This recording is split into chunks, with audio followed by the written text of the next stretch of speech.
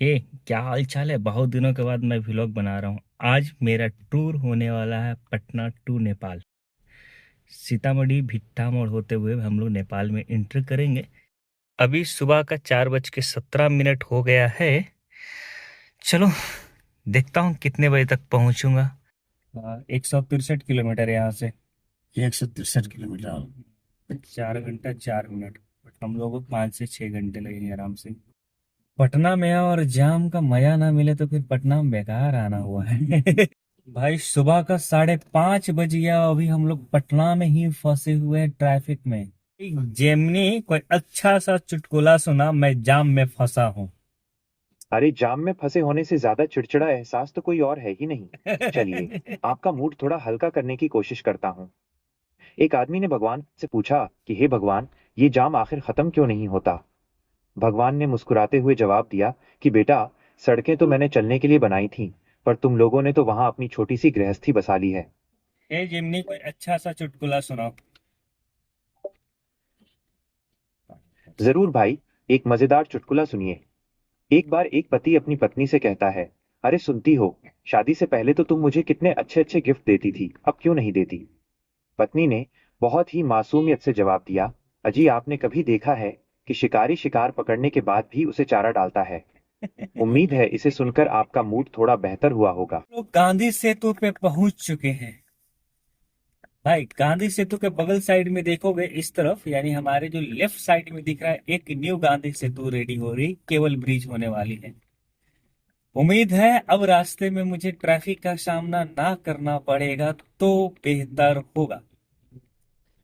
चलते हैं, देखता हूँ कब तक पहुंचूंगा। गूगल मैप के अकॉर्डिंग भिट्ठा मोड़ हम लोग 9:30 में पहुंचेंगे। बट मुझे पहुंचने में 11 बज जाता है, क्योंकि मैं सेफली ड्राइव करता हूँ और थोड़ा स्लो ड्राइव करता हूँ। और रास्ते में रुक कर तो खाना पीना है। वैसे भी सीतामढ़ी का बालूशाही कहने को बोलते हैं लोग, बहुत टेस्टी है। चखा जाएगा सर। वैसे गांधी सेतु का ये वाली ब्रिज भी काफी खूबसूरत है। जो पुरानी वाली ब्रिज थी जिसमें काफी ट्रैफिक लगा करता था, अब जो न्यू वाली ब्रिज बनी है अप डाउन, ये काफी खूबसूरत है। अच्छी बात है कि इसके पैरेलल में एक और केबल ब्रिज बनाया जा रहा है, न्यू गांधी सेतु। वो बनेंगे तो वो भी जबरदस्त लगेगा। इसको गांधी सेतु जानते हैं, इसलिए बोला जाता है ना कि महात्मा गांधी पटना से हाजीपुर की तरफ इसी रास्ते से पार किए थे। जिस रास्ते से नौ से वो पार किए थे उसी के ऊपर ये ब्रिज बनाया गया, इसीलिए इसे गांधी सेतु कहा जाता है। फाइनली गांधी सेतु में पार कर गया हूँ। पहला टोल पार कर रहे हैं। आप लोग को बता दो, जानते हैं सर, 3,075 रुपया में 1 साल टोल आप पार कर सकते हैं 200 बार। पता है कि नहीं? मतलब आप 200 बार टोल क्रॉस कीजिए या फिर 1 साल तक उसको यूज कीजिए, दोनों में से जो पहले पूरा हो जाएगा उसकी वैलिडिटी रहेगी। कितना में? 3,075 रुपया, यानी वही ना बढ़िया पंद्रह रहता है। बीस रुपया पर टोल पड़ता है। वो बहुत बढ़िया रहता है। हाँ। कुछ कुछ एक्सप्रेसवे वगैरह इस सब पे वो वैलिड नहीं रहता है। में भी हम लोग मुजफ्फरपुर डिस्ट्रिक्ट में एंटर कर गए, बट मुजफ्फरपुर यहाँ से भी 25 किलोमीटर। 25 किलोमीटर और है। लाल का इधर हम सब नहीं। 25 किलोमीटर और है इधर मुजफ्फरपुर। मुजफ्फरपुर पुलिस हमको पटना से मसूरी इतना समझ गए। हाँ ऑलमोस्ट। पता है ये रोड पर लाल गाड़ी लालगंज क्या है? विधानसभा। अच्छा, लालगंज में। और ये जो है सीतामढ़ी 84 किलोमीटर मुजफ्फरपुर पहुंचने वाले हैं। बट एक चीज कंफ्यूजन है, मुजफ्फरपुर के बहुत पहले था तो सीतामढ़ी 84 किलोमीटर दिखा रहे था। अब भी यहाँ से सीतामढ़ी 89 किलोमीटर। बड़ा कंफ्यूजन है भाई। इधर कुछ भी कहिए, मुजफ्फरपुर से जैसे ही बाहर निकले हम लोग, ये दरभंगा और सीतामढ़ी की ओर जाने वाले जो रास्ते हैं, यकीनन यार सड़क काफी अच्छा है।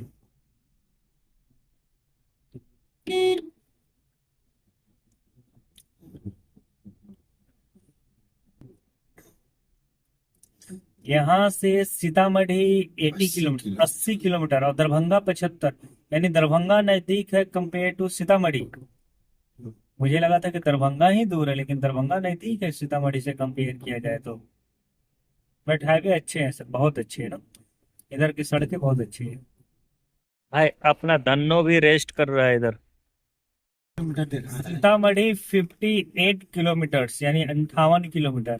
33 के लगभग। यहाँ से हम लोग को ब्रिज के नीचे लेफ्ट हाँ। लेना है। In 300 अगर meters, भाई turn याद left रखना, onto अगर National सीधे Highway जाओगे तो 22, तुम दरभंगा National Highway पहुंच जाओगे, 77. इसलिए नीचे जरूर टर्न लेना। भेजा तो दिमाग फायदा नहीं है। भेजे में बात जो नहीं गई तो फिर डाल लेना। फायदा नहीं है। हमारे कुंदन सर तो लंबे लेट गए, आराम से सो रहे हैं, और मैं अकेले क्या करूं। चलो कोई अच्छा सा म्यूजिक सुनता हूँ। एरिया काफी खूबसूरत है ये। देखिए एकदम पूरा दूर दूर तक पेड़ पौधे भरे हुए हैं। हम लोग की तरफ से इधर अलग चीज है कि हम लोग थोड़ा कंजेस्टेड लगता है, मतलब घना आबादी वाला एरिया की फील होती है। इधर दूर दूर तक खाली खाली खाली खाली है। एक मस्त वाला फार्म हाउस बनाइए आप रह जाइए इधर ही। दूर दूर तक कोई नहीं दिखता इधर ना। अच्छा इलाका है। इधर उधर चक्कर काटते काटते हम लोग भीठा मोड़ वाले रोड में आ गए हैं। यहाँ से भीठा मोड़ करीब 20 से 22 किलोमीटर की दूरी पे है। हाँ जी, अभी हम लोग सुरसंड मार्केट से क्रॉस कर रहे हैं। मेरे ख्याल से यहाँ से भीठा मोड़ 5-6 किलोमीटर होगा ही, इससे अधिक नहीं होगा। चलिए भीठा मोड़ पहुंचता हूँ, दिखाता हूँ भीठा मोड़ कैसा है, जहाँ से लोग अक्सर नेपाल की ओर जाते हैं।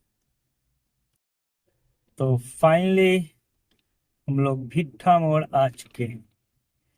थोड़ी देर यहाँ पे वेट करना है, एक मित्र आएंगे, उनके साथ नेपाल निकल जाना है। अब पेट में कुछ डाल लिया जाए, डैट मीन्स कुछ खा पी लिया जाए। क्या बात है। जयनगर 55 किलोमीटर, अररिया 220 किलोमीटर, जनकपुर मात्र 23 किलोमीटर, वाह। और सहार घाट 19 किलोमीटर। ये भिट्ठा मोड़ आ गया। अच्छा मार्केट है यार भिट्ठा मोड़। ये जगह तो भाई ये इंडो नेपाल बॉर्डर है, उस तरफ नेपाल इस तरफ इंडिया, ये बॉर्डर इलाका है। भाई अब हम लोग इंटर करेंगे नेपाल बॉर्डर में। ये सामने जो दिख रहा है, भारत से इंटर कर रहे हैं, अब नेपाल बॉर्डर की ओर जा रहे हैं। देखो क्या होता है, रुकेगा तो जरूर, पता नहीं रोकेगा कि नहीं रोकेगा, भगवान जाने। भाई हम लोग एंट्री करके आगे बढ़ चुके हैं। यहाँ नहीं कट रहा है सर। नहीं देखिए वहां पे है ना सामने, वहां पे वो कटेगी, दिख रहा है। गाड़ी तो लगा हुआ है। हाँ, वो इंडिया बॉर्डर थी, ये नेपाल बॉर्डर है, यही बीच का इतना शायद लाइन है ये। अब मुझे वीडियोग्राफी बंद करना पड़ेगा, सामने से दिख रहा होगा भाई आप लोग को, ठीक है। आप बंद कर दीजिए। चलिए नेपाल में मैं एंटर करता हूँ तो बताता हूँ। मतलब वो इंडिया का बॉर्डर था, ये नेपाल का बॉर्डर था, बीच में ये जो ये दो देश के बीच का जो एरिया होता है वो थी। अब हम लोग एंटर करेंगे। Customs checking. नेपाल का कस्टम चेकिंग एरिया है ना। भाई वेलकम टू नेपाल। तो फाइनली हम लोग नेपाल में एंटर कर गए। अंसार वगैरह कटा लिया, मेरे पास इंडियन पैसा था नहीं, किसी तरह इंडियन पैसा में कन्वर्ट किया, इंडियन पैसा को कन्वर्ट किया नेपाली पैसा में। अब चलो भाई देखो कहाँ तक मैं जा पाता हूँ नेपाल में। ये भी तुम लोग नेपाल का गांव देख लो, कुछ इस तरह से दिखते हैं नेपाल का गांव। कोई डिफरेंट नहीं दिखेगा, जिस तरह से बिहार के गांव है उसी तरह से आपको नेपाल का भी गांव दिखेगा, कोई अंतर नहीं भाई, सब सेम सेम सेम सेम। भाई एक बात बताओ तुम लोग को, मुझे जो रिसीव करने आया तो वो खुद कंफ्यूज है कि जाना कहाँ है। फिलहाल मैं नेपाल का जलेश्वर में हूँ। बहुत खूबसूरत एक यहाँ पे टेम्पल है, अगर कोई भी जलेश्वर आओगे विजिट जरूर करना, ठीक है। और ये बॉर्डर का मतलब भिट्ठा मोड़ से जैसे ही क्रॉस करोगे, यानी इंडिया और नेपाल के बॉर्डर के पहला छोटा सा टाउन मुझे दिखा है जलेश्वर। अच्छी जगह, खूबसूरत। एक चीज मानना पड़ेगा, नेपाली भाई अपने घर को बहुत साफ रखते हैं, हाइजीन मेंटेन कर रखते हैं, नीट एंड क्लीन रहने का मतलब घर देखोगे तो साफ रहेगा। ये नहीं कि हम लोग की तरह कहीं पे खुला जगह है या कोना पड़ा है तो वहां पे कूड़े के ढेर बना दिए। ऐसा ये चीज नहीं देखने को मिला। अच्छा, उससे भी इंटरेस्टिंग बात, हमारे फोन में और सर का फोन में नेटवर्क नहीं, बहुत सुकून है। एकदम सुकून है, ना वाईफाई है ना फोन का नेटवर्क है, ना कोई मुझे किसी भी तरह कोई कांटेक्ट नहीं कर सकता। मजा आ गया, सुकून है। हाँ, जब मैं करेंसी एक्सचेंज कर रहा था तो 1,000 इंडियन पैसे का मुझे 1,650 रुपया मिला।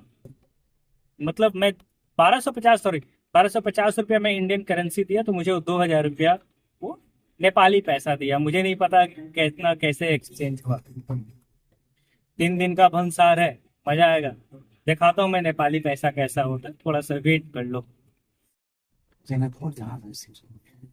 अरे भैया, हम लोग जनकपुर धाम में, मैं बोल रहा हूँ कौन सा शहर है, माता सीता जानकी की धरती। भाई, इस लौंडे को पहचान रहा है? मेरा फर्स्ट ब्लॉग में ही लौंडा था। अब नेपाल आ चुके हैं और ये पता नहीं कि जंगल में लेके चला गया। तो जंगल मेरा गांव है। अच्छा, ये गांव है, आसपास खाली पेड़ पेड़ पेड़, कुछ भी का बड़ा मस्त सुकून भरा है के लिए। अब अच्छी बात है कि इसके गांव में रोड नहीं है। वो क्या है रे? सूटी सब नहीं है। अच्छा, खैनी, मतलब 12-12 लाख का सालाना बेचता है यहाँ। ये पूरा खैनी का है। कुंदन सर देख रहे हैं? एक साल में सर 4 महीना में कोई कोई आदमी, मतलब जैसे नॉर्मल लोग 7 लाख 8 लाख हम लोग नहीं उग जाते हैं। सब खैनी वाला है ना? पूरे घर इधर लेफ्ट या राइट? सीधे नहीं है। राइट देख रहे हैं, ये सब घर में टोटल में खरीद टंगल है। ये सब कहाँ सप्लाई करता है? पूरा नेपाल? पूरे व्यापारी व्यापारी आते हैं। बिहार में इधर से ही जाता है क्या रे? जाता ही होगा। ये सब घर में खरीद टंगल है। ये जो ऊपर टंगा वही ना? अभी सबको क्या करेगा, बोझा बनेगा, और जब बोझा बांध देगा ना तो अपना रंग देगा। अरे 20-25 केजी से कम नहीं होगा वो उतना। हाँ, 11-11 10-10 लाख का खैनी बेचता है एक घर से तो। एक सीजन में। हाँ 4 महीना में। नेपाली पैसा 10 लाख। हम्म, नेपाली पैसा 10 लाख का मतलब है कि इंडियन में 6 लाख रुपया। 6.5 लाख से। अबे साला, महीना के 50,000 के अप्रॉक्स 4 महीना का खेती है। जीवा मेरे से। जानते हैं कुंदन सर, इधर नदी और तालाब बहुत अच्छा है, मतलब पानी भरा हुआ दिखता है तालाब में। हम लोग तरफ नहीं, कि सारा सूखा हो गया है। तुम लोग का इधर ये सफेदी सब नहीं मिलेगा। कौन सा फेरी? सफेदी भीख हम लोग बोलते हैं। ये पेड़ सब नहीं है। लंबा वाला लिप्टा सही? नहीं, तुम लोग क्या बोलता है सफेदी? नहीं, ये लंबा वाला ना, लिप्टस। तो सफेदी बोलता है बिहार में। अच्छा, सफेदी बोलता है। इसका बहुत नहीं, लिप्टस बोलता है। इंग्लिश ना हो गया रे। अच्छा, जो भी आपके सलाम बोली तेरे। क्या हुआ? जैसा कि मैं बोला था, नेपाल में मैं कुछ नेपाली पैसे आपको दिखाऊंगा कैसा होता है। ये देखो भाई, इतने सारे नेपाली पैसे। ये कितना है? 1,000 रुपया। ये नेपाल का 1,000 रुपया। ये कितना है?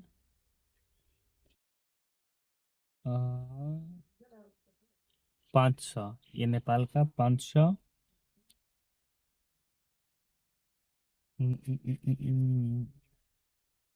ये भी नेपाल का 500। 2,000 रुपये हो गए। ये कितना है? ये भी नेपाल का 500। और छोटा सा ही क्या, सब मेरे पास 500 है। ये भी नेपाल का 500। हाँ, एक छोटी नेपाल है। ये नेपाल का 100 रुपया। ये भी नेपाल का 100 रुपया। अच्छा खासा मेरे हिस्स। मेरे पास एक और था शायद 50 रुपये, यानी 50 रुपये नेपाल का होगा होगा होगा होगा होगा होगा। ये नेपाल का 50 रुपया। भाई, तुम्हें पता है नेपाल में ऑयल कैसे, पेट्रोल?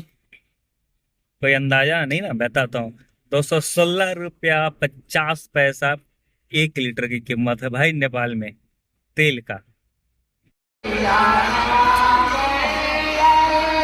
हाँ भाई, ये आवाज सुनाई दे रही है ना?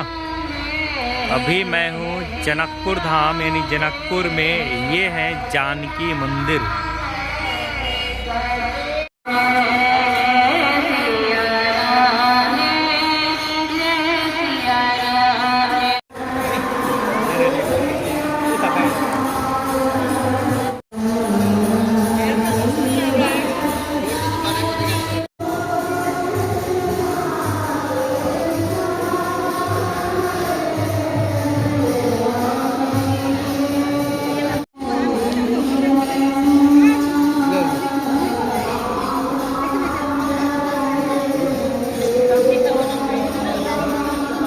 देखो लाइफ में कुछ कुछ जगह है जहाँ जरूर घूमना चाहिए।